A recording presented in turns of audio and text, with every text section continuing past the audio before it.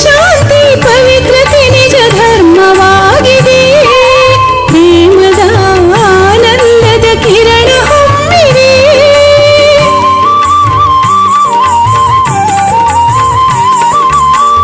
ಪ್ರಕೃತಿ ಗ್ರಹ ತಾರೆ ಸೇವೆಗೆ ಕಾದಿವೆ. ಪ್ರಕೃತಿ ಗ್ರಹ ತಾರೆ ಸೇವೆಗೆ ಕಾದಿವೆ. ಪ್ರತಿಕ್ಷಣ ಪರಮಾತ್ಮನ ಸ್ಮರಿಸೋಣ. ಶಿವ ಪರಮಾತ್ಮನ ಮುರಳಿ ವಿನೂತನ.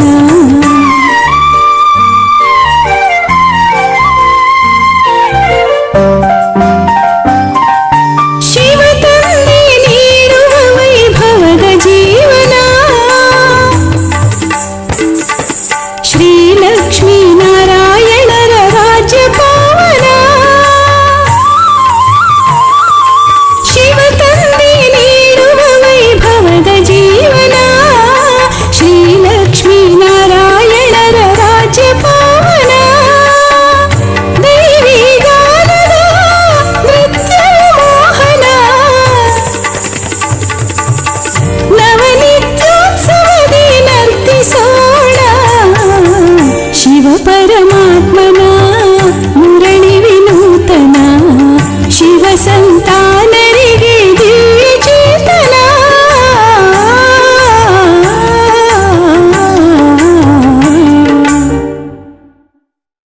ಓಂ ಶಾಂತಿ.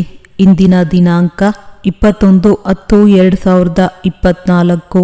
ಪ್ರಾರ್ಥ ಮುರುಳಿ ಬಾಪ್ತಾದ ಮಧುಬನ. ಮಧುರ ಮಕ್ಕಳೇ, ಸತ್ಯ ತಂದೆಯ ಜೊತೆ ಸತ್ಯವಂತರಾಗಿ ಸತ್ಯತೆಯ ಚಾರ್ಟನ್ನು ಇಡಿ. ಜ್ಞಾನದ ಅಹಂಕಾರವನ್ನು ಬಿಟ್ಟು ನೆನಪಿನಲ್ಲಿರುವ ಪೂರ್ಣ ಪುರುಷಾರ್ಥ ಮಾಡಿ. ಪ್ರಶ್ನೆ: ಮಹಾವೀರ ಮಕ್ಕಳ ಮುಖ್ಯ ಲಕ್ಷಣಗಳೇನು? ಉತ್ತರ: ಯಾರ ಬುದ್ಧಿಯಲ್ಲಿ ನಿರಂತರ ತಂದೆಯ ನೆನಪಿರುವುದೋ ಅವರೇ ಮಹಾವೀರ ಮಕ್ಕಳು.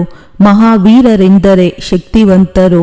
ಯಾರಿಗೆ ನಿರಂತರ ಖುಷಿ ಇರುವುದೋ, ಆತ್ಮ ಅಭಿಮಾನಿಯಾಗಿರುವರೋ, ಅಂಶ ಮಾತ್ರವೂ ದೇಹದ ಅಹಂಕಾರವಿರುವುದಿಲ್ಲವೋ ಅವರೇ ಮಹಾವೀರರಾಗಿದ್ದಾರೆ. ಇಂತಹ ಮಹಾವೀರ ಮಕ್ಕಳ ಬುದ್ಧಿಯಲ್ಲಿರುತ್ತದೆ, ನಾವಾತ್ಮಗಳಾಗಿದ್ದೇವೆ, ತಂದೆಯೇ ನಮಗೆ ಓದಿಸುತ್ತಿದ್ದಾರೆ. ಓಂ ಶಾಂತಿ. ಆತ್ಮಿಕ ತಂದೆಗೆ ಆತ್ಮಿಕ ಮಕ್ಕಳು ಪ್ರಶ್ನಿಸುತ್ತಾರೆ, ತಮ್ಮನ್ನು ಆತ್ಮವೆಂದು ತಿಳಿದುಕೊಂಡು ಕುಳಿತುಕೊಳ್ಳುತ್ತೀರಾ? ಏಕೆಂದರೆ ತಂದೆಗೆ ಗೊತ್ತಿದೆ ಇದು ಸ್ವಲ್ಪ ಕಷ್ಟವಾಗಿದೆ, ಇದರಲ್ಲಿಯೇ ಪರಿಶ್ರಮವಿದೆ. ಯಾರು ಆತ್ಮ ಅಭಿಮಾನಿಯಾಗಿ ಕುಳಿತುಕೊಂಡಿದ್ದಾರೆಯೋ ಅವರಿಗೆ ಮಹಾವೀರರೆಂದು ಹೇಳಲಾಗುತ್ತದೆ. ತನ್ನನ್ನು ಆತ್ಮನೆಂದು ತಿಳಿದು ತಂದೆಯನ್ನು ನೆನಪು ಮಾಡುವುದಕ್ಕೆ ಮಹಾವೀರರೆಂದು ಹೇಳಲಾಗುತ್ತದೆ. ಯಾವಾಗಲೂ ತನ್ನೊಂದಿಗೆ ಕೇಳಿಕೊಳ್ಳುತ್ತಾ ಇರಿ, ನಾನು ಆತ್ಮ ಅಭಿಮಾನಿಯಾಗಿದ್ದೇನೆಯೇ? ನೆನಪಿನಿಂದಲೇ ಮಹಾವೀರರಾಗುತ್ತೀರಿ, ಅಂದರೆ ಶ್ರೇಷ್ಠರಾಗುತ್ತೀರಿ. ಮತ್ಯಾವುದೇ ಧರ್ಮದವರು ಬರುತ್ತಾರೆಂದರೆ ಅವರು ಇಷ್ಟು ಶ್ರೇಷ್ಠರಾಗುವುದಿಲ್ಲ, ಅವರು ತಡವಾಗಿಯೇ ಬರುತ್ತಾರೆ. ನೀವು ನಂಬರ್ವಾರ್ ಶ್ರೇಷ್ಠರಾಗುತ್ತೀರಿ. ಶ್ರೇಷ್ಠರೆಂದರೆ ಶಕ್ತಿವಂತರು, ಅಂದರೆ ಮಹಾವೀರರು. ಅಂದ ಮೇಲೆ ನಾವು ಆತ್ಮಗಳಾಗಿದ್ದೇವೆ. ನಾವೆಲ್ಲ ಆತ್ಮಗಳ ತಂದೆಯು ನಮಗೆ ಓದಿಸುತ್ತಾರೆಂದು ಆಂತರಿಕವಾಗಿ ಈ ಖುಷಿ ಇರುತ್ತದೆಯೇ? ಇದು ಸಹ ತಂದೆಗೆ ತಿಳಿದಿದೆ.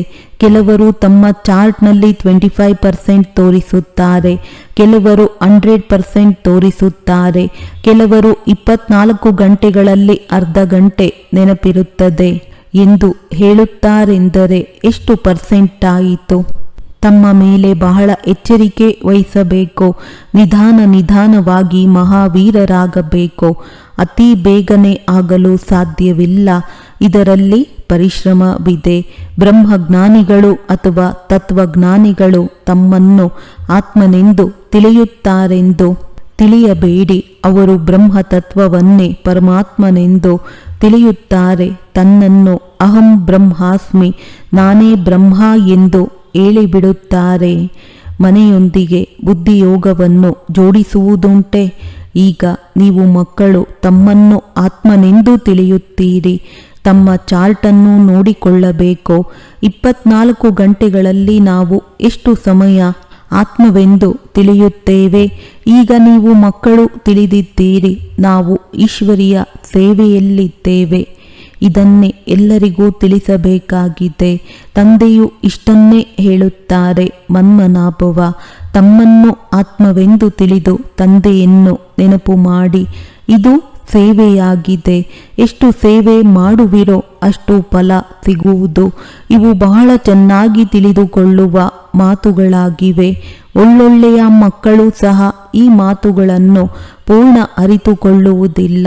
ಇದರಲ್ಲಿ ಬಹಳ ಶ್ರಮವಿದೆ. ಪರಿಶ್ರಮವಿಲ್ಲದೆ ಫಲವು ಸಿಗುವುದಿಲ್ಲ. ತಂದೆಯು ನೋಡುತ್ತಾರೆ. ಕೆಲವರು ಚಾರ್ಟನ್ನು ಬರೆದು ಕಳುಹಿಸುತ್ತಾರೆ.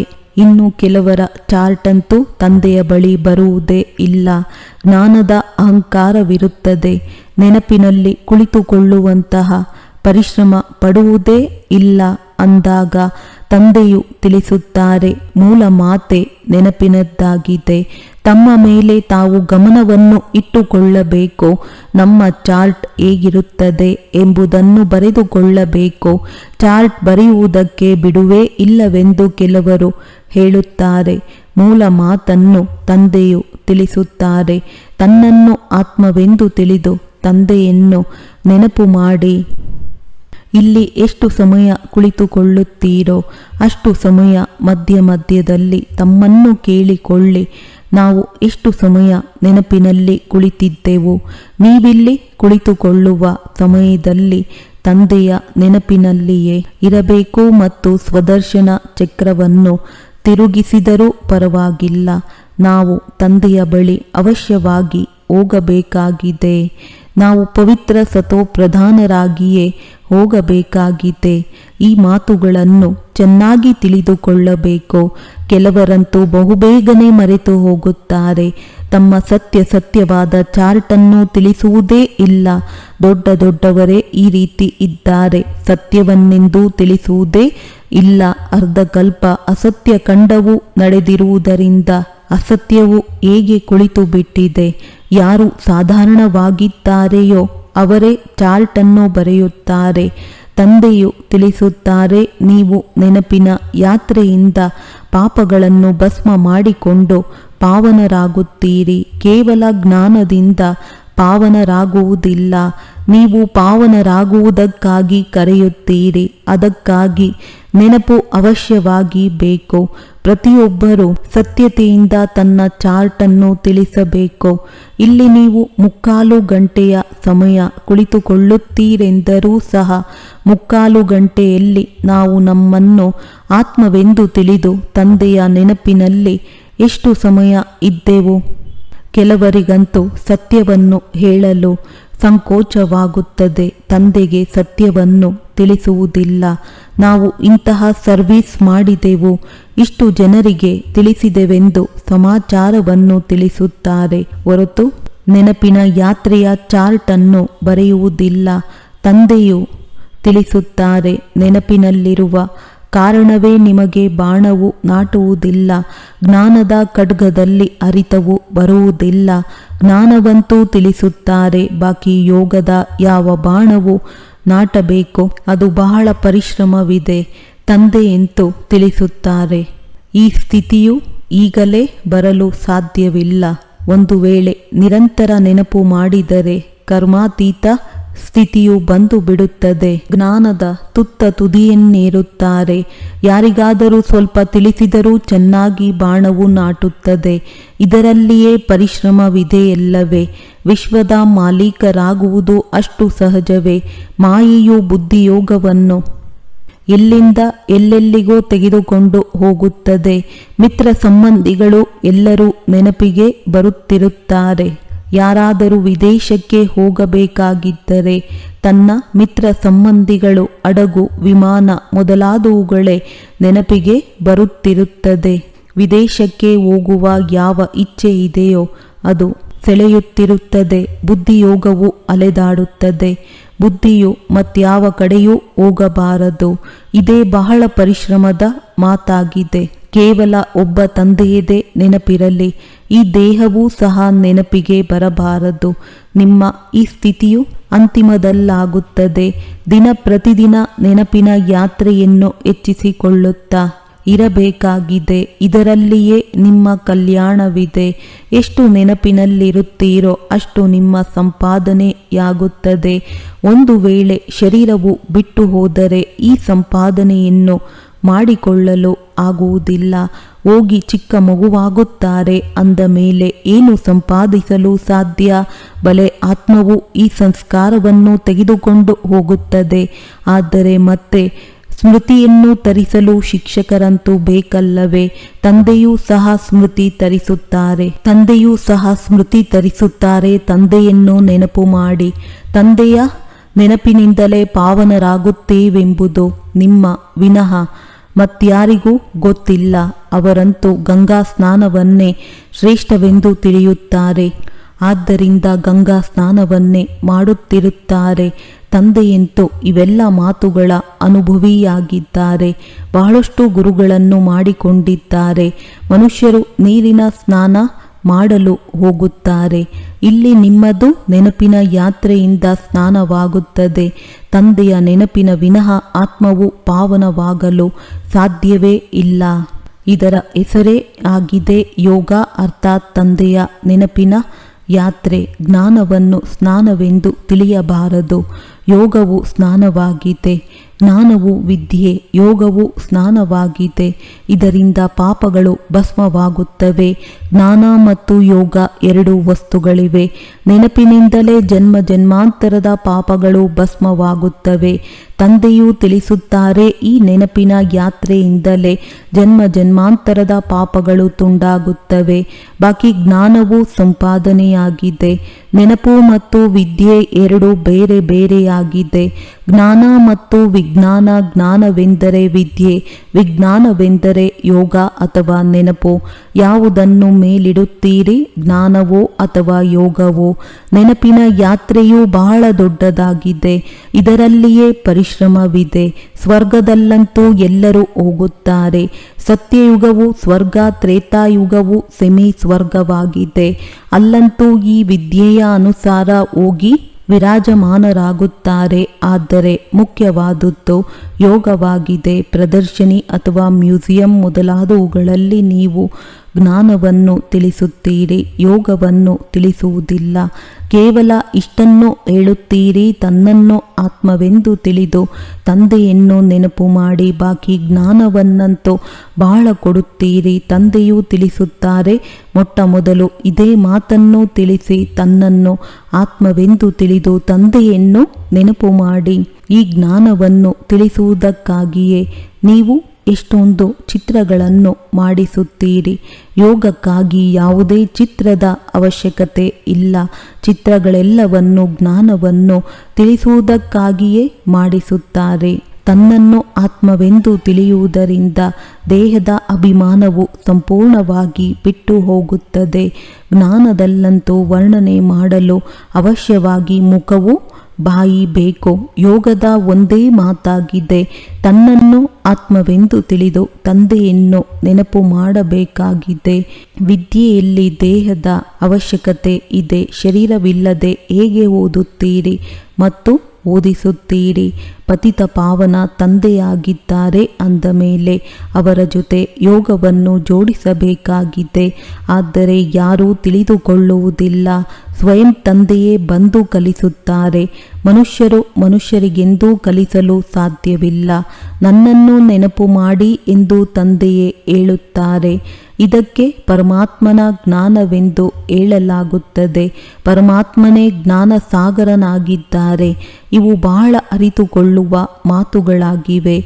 ಬೇಹದ್ದಿನ ತಂದೆಯನ್ನು ನೆನಪು ಮಾಡಿ. ಆ ತಂದೆಯು ಹೊಸ ಪ್ರಪಂಚದ ಸ್ಥಾಪನೆ ಮಾಡುತ್ತಾರೆಂದು ಎಲ್ಲರಿಗೂ ತಿಳಿಸಿ. ಹೊಸ ಪ್ರಪಂಚವು ಸ್ಥಾಪನೆಯಾಗಬೇಕು. ಭಗವಂತನನ್ನು ನೆನಪು ಮಾಡಬೇಕೆಂದು ಅವರು ತಿಳಿದುಕೊಂಡೇ ಇಲ್ಲ.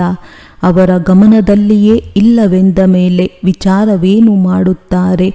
ಇದನ್ನೂ ಸಹ ನೀವೇ ತಿಳಿದುಕೊಂಡಿದ್ದೀರಿ. ಪರಮಪಿತ ಪರಮಾತ್ಮನು ಶಿವ ಭಗವಂತನೊಬ್ಬರೇ ಆಗಿದ್ದಾರೆ. ಬ್ರಹ್ಮ ದೇವತಾಯೇ ನಮಃ, ವಿಷ್ಣು ದೇವತಾಯೇ ನಮಃ. ಎಂದು ಹೇಳಿದ ಮೇಲೆ ಶಿವ ಪರಮಾತ್ಮಾಯ ನಮಃ ಎಂದು ಹೇಳುತ್ತಾರೆ. ಆ ತಂದೆಯು ಸರ್ವಶ್ರೇಷ್ಠನಾಗಿದ್ದಾರೆ ಅಂದ ಮೇಲೆ ಅವರು ಯಾರೆಂಬುದನ್ನು ತಿಳಿದುಕೊಂಡೇ ಇಲ್ಲ. ಒಂದು ವೇಳೆ ಕಲ್ಲು ಮುಳ್ಳಿನಲ್ಲಿದ್ದರೆ ಮತ್ತೆ ನಮಸ್ಕಾರವು ಯಾರಿಗೆ ಅರ್ಥವಿಲ್ಲದೆ ಹೇಳುತ್ತಿರುತ್ತಾರೆ. ಇಲ್ಲಂತೂ ನೀವು ಶಬ್ದದಿಂದ ದೂರ ಹೋಗಬೇಕಾಗಿದೆ, ಅರ್ಥಾತ್ ನಿರ್ವಾಣಧಾಮ ಶಾಂತಿಧಾಮದಲ್ಲಿ ಹೋಗಬೇಕಾಗಿದೆ. ಶಾಂತಿಧಾಮ ಸುಖಧಾಮ ಎಂದು ಹೇಳಲಾಗುತ್ತದೆ. ಅದು ಸ್ವರ್ಗಧಾಮವಾಗಿದೆ, ನರಕಕ್ಕೆ ಧಾಮವೆಂದು ಹೇಳುವುದಿಲ್ಲ. ಅಕ್ಷರವು ಬಹಳ ಸಹಜವಾಗಿದೆ. ಕ್ರಿಸ್ತನ ಧರ್ಮವು ಎಲ್ಲಿಯವರೆಗೆ ನಡೆಯುತ್ತದೆ ಇದು ಸಹ ಅವರಿಗೆ ತಿಳಿದಿಲ್ಲ. ಕ್ರಿಸ್ತನಿಗೆ 3000 ವರ್ಷಗಳ ಮೊದಲು ಸ್ವರ್ಗವಿತ್ತು, ಅರ್ಥಾತ್ ದೇವಿ ದೇವತೆಗಳ ರಾಜ್ಯವಿತ್ತು. ಅಂದ ಮೇಲೆ ಈಗ ಕ್ರಿಸ್ತಶಕ 2000 ವರ್ಷಗಳಾಯಿತು ಅಂದಾಗ ಈಗ ಮತ್ತೆ ದೇವತಾ ಧರ್ಮವೂ ಆಗಬೇಕಲ್ಲವೇ? ಮನುಷ್ಯರ ಬುದ್ಧಿಯು ಸ್ವಲ್ಪವೂ ಕೆಲಸ ಮಾಡುವುದಿಲ್ಲ. ನಾಟಕದ ರಹಸ್ಯವನ್ನು ಅರಿತುಕೊಳ್ಳದಿರುವ ಕಾರಣ ಎಷ್ಟೊಂದು ಉಪಾಯಗಳನ್ನು ಮಾಡುತ್ತಿರುತ್ತಾರೆ. ಈ ಮಾತುಗಳನ್ನು ಬಹಳ ವಯಸ್ಸಾಗಿರುವ ವೃದ್ಧ ಮಾತೆಯರಂತೂ ಅರಿತುಕೊಳ್ಳಲು ಸಾಧ್ಯವಿಲ್ಲ. ತಂದೆಯು ತಿಳಿಸುತ್ತಾರೆ, ಈಗ ನಿಮ್ಮೆಲ್ಲರದ್ದು ವಾನಪ್ರಸ್ಥ ಸ್ಥಿತಿಯಾಗಿದೆ, ವಾಣಿಯಿಂದ ದೂರ ಹೋಗಬೇಕಾಗಿದೆ, ನಿರ್ವಾಣಧಾಮಕ್ಕೆ ಹೋದರೆಂದು ಅವರು ಬಲೆ ಹೇಳುತ್ತಾರೆ. ಆದರೆ ಯಾರೂ ಹೋಗುವುದಿಲ್ಲ. ಪುನರ್ಜನ್ಮವನ್ನು ಅವಶ್ಯವಾಗಿ ತೆಗೆದುಕೊಳ್ಳಬೇಕಾಗಿದೆ. ಹಿಂತಿರುಗಿ ಯಾರೂ ಹೋಗುವುದಿಲ್ಲ. ವಾನಪ್ರಸ್ಥದಲ್ಲಿ ಹೋಗಲು ಗುರುಗಳ ಸಂಗ ಮಾಡುತ್ತಾರೆ. ಬಹಳ ವಾನಪ್ರಸ್ಥ ಆಶ್ರಮಗಳಿವೆ, ಮಾತೆಯರು ಅನೇಕರಿದ್ದಾರೆ. ಅಲ್ಲಿಯೂ ಸಹ ನೀವು ಹೋಗಿ ಸರ್ವಿಸ್ ಮಾಡಬಹುದು. ವಾನಪ್ರಸ್ಥ ಎಂಬುದರ ಅರ್ಥವೇನೆಂಬುದು ತಂದೆಯು ನಿಮಗೆ ತಿಳಿಸುತ್ತಾರೆ. ಈಗ ನೀವೆಲ್ಲರೂ ವಾನಪ್ರಸ್ಥಿಗಳಾಗಿದ್ದೀರಿ. ಇಡೀ ಪ್ರಪಂಚವೇ ವಾನಪ್ರಸ್ಥಿಯಾಗಿದೆ. ಯಾರೆಲ್ಲ ಮನುಷ್ಯಾತ್ಮರನ್ನು ನೋಡುತ್ತೀರೋ ಎಲ್ಲರೂ ವಾನಪ್ರಸ್ಥಿಗಳಾಗಿದ್ದಾರೆ. ಸರ್ವರ ಸದ್ಗತಿದಾತ ಒಬ್ಬರೇ ಸದ್ಗುರುವಾಗಿದ್ದಾರೆ. ಎಲ್ಲರೂ ಹೋಗಲೇಬೇಕಾಗಿದೆ. ಯಾರು ಚೆನ್ನಾಗಿ ಪುರುಷಾರ್ಥ ಮಾಡುತ್ತಾರೆಯೋ ಅವರು ಶ್ರೇಷ್ಠ ಪದವಿಯನ್ನು ಪಡೆಯುತ್ತಾರೆ. ಇದಕ್ಕೆ ಅಂತಿಮ ಸಮಯವೆಂದು ಹೇಳಲಾಗುತ್ತದೆ. ಅಂತಿಮ ಎಂಬುದರ ಅರ್ಥವನ್ನು ಸಹ ಅವರು ತಿಳಿದುಕೊಂಡಿಲ್ಲ. ನೀವು ಮಕ್ಕಳಲ್ಲಿಯೂ ನಂಬರ್ ವಾರ್ ತಿಳಿದುಕೊಳ್ಳುತ್ತೀರಿ. ಇದು ಬಹಳ ಉನ್ನತ ಗುರಿಯಾಗಿದೆ. ಅಂದ ಮೇಲೆ ಎಲ್ಲರೂ ತಿಳಿಯಬೇಕು, ನಾವೀಗ ಮನೆಗೆ ಖಂಡಿತ ಹಿಂತಿರುಗಿ ಹೋಗಬೇಕಾಗಿದೆ. ಆತ್ಮಗಳು ವಾಣಿಯಿಂದ ದೂರ ಹೋಗಬೇಕಾಗಿದೆ. ನಂತರ ಬಂದು ಪಾತ್ರವನ್ನು ಪುನರಾವರ್ತನೆ ಮಾಡುತ್ತೀರಿ. ಆದರೆ ತಂದೆಯನ್ನು ನೆನಪು ಮಾಡುತ್ತಾ ಮಾಡುತ್ತಾ ಹೋಗುತ್ತೀರೆಂದರೆ ಶ್ರೇಷ್ಠ ಪದವಿಯನ್ನು ಪಡೆಯುತ್ತೀರಿ. ದೈವಿ ಗುಣಗಳನ್ನು ಧಾರಣೆ ಮಾಡಬೇಕಾಗಿದೆ. ಯಾವುದೇ ಕೊಳಕು ಕೆಲಸಗಳಾದ ಕಳ್ಳತನ ಇತ್ಯಾದಿಗಳನ್ನು ಮಾಡಬಾರದು. ಯೋಗದಿಂದಲೇ ನೀವು ಪುಣ್ಯಾತ್ಮರಾಗುತ್ತೀರಿ. ಜ್ಞಾನದಿಂದಲ್ಲ, ಆತ್ಮವು ಪವಿತ್ರವಾಗಬೇಕು. ಶಾಂತಿಧಾಮದಲ್ಲಿ ಪವಿತ್ರ ಆತ್ಮಗಳೇ ಹೋಗಲು ಸಾಧ್ಯ. ಎಲ್ಲ ಆತ್ಮರು ಅಲ್ಲಿರುತ್ತಾರೆ, ಈಗ ಬರುತ್ತಾ ಇರುತ್ತಾರೆ. ಈಗ ಇನ್ನು ಯಾರೆಲ್ಲ ಉಳಿದಿರುವರೋ ಅವರು ಬರುತ್ತಾ ಇರುತ್ತಾರೆ. ನೀವು ಮಕ್ಕಳು ಬಹಳಷ್ಟು ನೆನಪಿನ ಯಾತ್ರೆಯಲ್ಲಿರಬೇಕಾಗಿದೆ. ಇಲ್ಲಿ ನಿಮಗೆ ಒಳ್ಳೆಯ ಸಹಯೋಗ ಸಿಗುತ್ತದೆ. ಒಬ್ಬರಿಗೆ ಇನ್ನೊಬ್ಬರ ಬಲವೂ ಸಿಗುತ್ತದೆ ಎಲ್ಲವೇ. ನಿಮ್ಮಲ್ಲಿ ಕೆಲವು ಮಕ್ಕಳು ಶಕ್ತಿಯೇ ಕೆಲಸ ಮಾಡುತ್ತದೆ. ಎಲ್ಲರ ಬೆರಳಿನ ಸಹಯೋಗದಿಂದ ಗೋವರ್ಧನ ಪರ್ವತವನ್ನು ಎತ್ತಿದರೆಂದು ತೋರಿಸುತ್ತಾರೆ. ನೀವು ಗೋಪಿಯರಾಗಿದ್ದೀರಲ್ಲವೇ? ಸತ್ಯಯುಗಿ ದೇವಿ ದೇವತೆಗಳಿಗೆ ಗೋಪಿಕೆಯರೆಂದು ಹೇಳುವುದಿಲ್ಲ. ವಿಶ್ವ ಪರಿವರ್ತನೆಯಲ್ಲಿ ನೀವು ತಮ್ಮ ಬೆರಳಿನ ಸಹಯೋಗವನ್ನು ಕೊಡುತ್ತೀರಿ. ಕಲಿಯುಗವನ್ನು ಸ್ವರ್ಣಿಮ ಯುಗ ಅಥವಾ ನರಕವನ್ನು ಸ್ವರ್ಗವನ್ನಾಗಿ ಮಾಡಲು ನೀವು ಒಬ್ಬ ತಂದೆಯ ಜೊತೆ ಬುದ್ಧಿಯೋಗವನ್ನು ಜೋಡಿಸುತ್ತೀರಿ. ಯೋಗದಿಂದಲೇ ಪವಿತ್ರರಾಗಬೇಕಾಗಿದೆ. ಅಂದ ಮೇಲೆ ಈ ಮಾತುಗಳನ್ನು ಮರೆಯಬಾರದು. ಈ ಶಕ್ತಿಯು ನಿಮಗೆ ಇಲ್ಲಿಯೇ ಸಿಗುತ್ತದೆ. ಹೊರಗಡೆ ಆಸುರಿ ಮನುಷ್ಯರ ಸಂಘವಿರುತ್ತದೆ, ಅಲ್ಲಿ ನೆನಪಿನಲ್ಲಿರುವುದು ಕಷ್ಟವಾಗಿರುತ್ತದೆ. ಇಲ್ಲಿರುವಷ್ಟು ಅಡೋಲವಾಗಿ ನೀವು ಅಲ್ಲಿರಲು ಸಾಧ್ಯವಿಲ್ಲ. ಸಂಘಟನೆಯೂ ಬೇಕಲ್ಲವೇ? ಇಲ್ಲಿ ಎಲ್ಲರೂ ಏಕರಸವಾಗಿ ಒಟ್ಟಿಗೆ ಕುಳಿತುಕೊಳ್ಳುತ್ತೀರಿ, ಆದ್ದರಿಂದ ಸಹಯೋಗವು ಸಿಗುತ್ತದೆ. ಇಲ್ಲಿ ಉದ್ಯೋಗ ವ್ಯವಹಾರವೇನೂ ಇರುವುದಿಲ್ಲ. ಅಂದ ಮೇಲೆ ಬುದ್ಧಿಯು ಮತ್ತೆಲ್ಲಿ ಹೋಗುತ್ತದೆ? ಹೊರಗಡೆ ಇದ್ದಾಗ ವ್ಯಾಪಾರ, ವ್ಯವಹಾರ, ಮನೆ ಎಲ್ಲವೂ ಅವಶ್ಯವಾಗಿ ಸೆಳೆಯುತ್ತದೆ. ಇಲ್ಲಿ ಏನೂ ಇಲ್ಲ. ಇಲ್ಲಿಯ ವಾಯುಮಂಡಲವು ಬಹಳ ಶುದ್ಧವಾಗಿರುತ್ತದೆ. ನಾಟಕದ ಅನುಸಾರ ನೀವು ಎಷ್ಟು ದೊಡ್ಡ ಬೆಟ್ಟದ ಮೇಲೆ ಕುಳಿತಿದ್ದೀರಿ. ನಿಮ್ಮ ನೆನಪಾರ್ಥವು ನಿಖರವಾಗಿ ನಿಂತಿದೆ. ಮೇಲೆ ಸ್ವರ್ಗವನ್ನು ತೋರಿಸಿದ್ದಾರೆ, ಇಲ್ಲವೆಂದು ಇನ್ನೆಲ್ಲಿ ಮಾಡುವುದು? ಆದ್ದರಿಂದ ತಂದೆಯು ತಿಳಿಸುತ್ತಾರೆ, ಇಲ್ಲಿ ಕುಳಿತುಕೊಂಡು ತಮ್ಮ ಪರಿಶೀಲನೆ ಮಾಡಿಕೊಳ್ಳಿ. ನಾನು ತಂದೆಯ ನೆನಪಿನಲ್ಲಿ ಕುಳಿತುಕೊಳ್ಳುತ್ತೇನೆಯೇ? ಸ್ವದರ್ಶನ ಚಕ್ರವು ತಿರುಗುತ್ತಿರಲಿ, ಒಳ್ಳೆಯದು. ಮಧುರಾತಿ ಮಧುರ ಅಗಲಿ ಮರಳಿ ಸಿಕ್ಕಿರುವಂತಹ ಮಕ್ಕಳಿಗೆ ಪ್ರೀತಿಯ ಮಾತ್ಪಿತಾ ಬಾಪ್ತಾದರವರ ನೆನಪು, ಪ್ರೀತಿ ಹಾಗೂ ಸುಪ್ರಭಾತ. ಆತ್ಮೀಯ ಮಕ್ಕಳಿಗೆ ಆತ್ಮೀಯ ತಂದೆಯ ನಮಸ್ತೆ. ಧಾರಣೆಗಾಗಿ ಮುಖ್ಯ ಸಾರ: ತಮ್ಮ ನೆನಪಿನ ಚಾರ್ಟಿನ ಮೇಲೆ ಪೂರ್ಣ ಗಮನವನ್ನಿಡಬೇಕು. ನಾವು ತಂದೆಯನ್ನು ಎಷ್ಟು ಸಮಯ ನೆನಪು ಮಾಡುತ್ತೇವೆ? ನೆನಪಿನ ಸಮಯದಲ್ಲಿ ಬುದ್ಧಿಯು ಎಲ್ಲೆಲ್ಲಿಯೋ ಅಲೆಯುತ್ತಿಲ್ಲವೇ ಎಂದು ನೋಡಿಕೊಳ್ಳಬೇಕಾಗಿದೆ. ಅಂತಿಮ ಸಮಯದಲ್ಲಿ ವಾಣಿಯಿಂದ ದೂರ ಹೋಗುವ ಪುರುಷಾರ್ಥ ಮಾಡಬೇಕಾಗಿದೆ. ತಂದೆಯ ನೆನಪಿನ ಜೊತೆಗೆ ದೈವಿ ಗುಣಗಳನ್ನು ಧಾರಣೆ ಮಾಡಬೇಕಾಗಿದೆ. ಯಾವುದೇ ಕೆಟ್ಟ ಕೆಲಸ, ಕಳ್ಳತನ ಇತ್ಯಾದಿಗಳನ್ನು ಮಾಡಬಾರದು. ವರದಾನ: ವ್ಯರ್ಥ ಹಾಗೂ ತೊಂದರೆ ಮಾಡುವಂತಹ ಮಾತುಗಳಿಂದ ಮುಕ್ತ. ಡಬಲ್ ಲೈಟ್ ಅವ್ಯಕ್ತ ಫರಿಷ್ಠಾ ಭವ. ಅವ್ಯಕ್ತ ಫರಿಷ್ಠ ಆಗಬೇಕೆಂದರೆ ವ್ಯರ್ಥ ಮಾತು ಯಾವುದು ಯಾರಿಗೂ ಇಷ್ಟವೆನಿಸುವುದಿಲ್ಲವೋ ಅದನ್ನು ಸದಾ ಕಾಲಕ್ಕಾಗಿ ಸಮಾಪ್ತಿಗೊಳಿಸಿರಿ. 2 ಶಬ್ದಗಳಲ್ಲಿಯೇ ಮಾತಾಗುತ್ತದೆ, ಆದರೆ ಅದನ್ನು ಉದ್ದ ಮಾಡಿ ಮಾತನಾಡುತ್ತಿರುವುದು ಇದು ಸಹ ವ್ಯರ್ಥವಾಗಿದೆ. ಯಾವ ಕಾರ್ಯವೂ 4 ಶಬ್ದಗಳಲ್ಲಿಯೇ ಆಗಲು ಸಾಧ್ಯವಿದೆ, ಅದನ್ನು 12-15 ಶಬ್ದಗಳಲ್ಲಿ ಮಾತನಾಡದಿರಿ. ಕಡಿಮೆ ಮಾತನಾಡಿರಿ, ನಿಧಾನವಾಗಿ ಮಾತನಾಡಿರಿ. ಈ ಸ್ಲೋಗನ್ನನ್ನು ಕೊರಳಿನಲ್ಲಿ ಧರಿಸಿರಿ. ವ್ಯರ್ಥ ಅಥವಾ ತೊಂದರೆ ಮಾಡುವ ಮಾತುಗಳಿಂದ ಮುಕ್ತರಾಗುತ್ತೀರೆಂದರೆ ಅವ್ಯಕ್ತ ಫರಿಷ್ಠ ಆಗುವುದರಲ್ಲಿ ಬಹಳ ಸಹಯೋಗವೂ ಸಿಗುತ್ತದೆ. ಸ್ಲೋಗನ್: ಯಾರು ಸ್ವಯಂವನ್ನು ಪರಮಾತ್ಮ ಪ್ರೀತಿಯಲ್ಲಿ ಅರ್ಪಣೆ ಮಾಡುತ್ತಾರೆ, ಸಫಲತೆಯು ಅವರ ಕೊರಳಿನ ಮಾಲೆಯಾಗಿ ಬಿಡುತ್ತದೆ. ಒಳ್ಳೆಯದು. ಓಂ ಶಾಂತಿ.